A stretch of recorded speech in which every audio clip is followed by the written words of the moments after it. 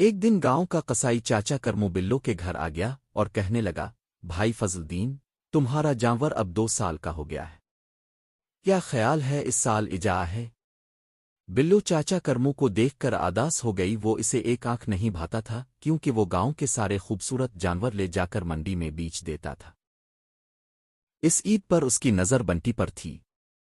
کیا بات ہے بیٹی، تم کچھ پریشان لگ رہی ہو؟ اماں، میں بنٹی کو نہیں بیچنے دوں گی، میں نے اسے بہت پیار سے پالا ہے، یہ میری دوست ہے، میں اس کے بغیر نہیں رہ سکتی۔ بلو رونے لگی۔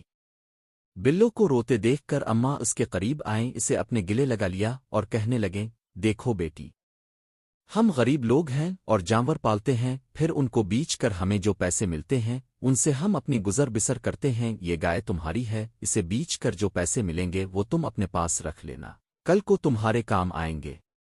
پھر ایک دن چاچا کرمو آ کر بنٹی کو لے گیا۔ بلو نے رو رو کر بارہ حال کر لیا، وہ بار بار اماں سے سوال کرتی رہی کہ اب بنٹی کہاں ہوگی، چاچا کرمو اسے کہاں لے کر جائے گا، شہر والے اسے کہاں رکھیں گے، شہر میں اسے کھانے کو کیا ملے گا؟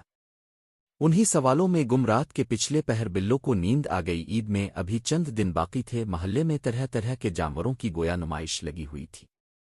توب نے کہا، کیوں نہ ہم اس کا پیارا سا کوئی نام رکھ لیں؟ فیضی میٹھی گولیاں کھانے کا شوقین تھا جو بنٹی کہلاتی ہے۔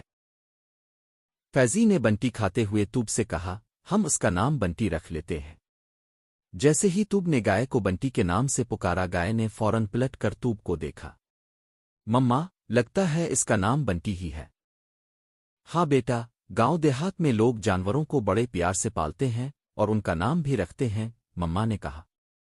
ہم اس کو ذبح نہیں کریں گے، اتنی پیاری گائے ہے، ہم اس کو پال لیتے ہیں۔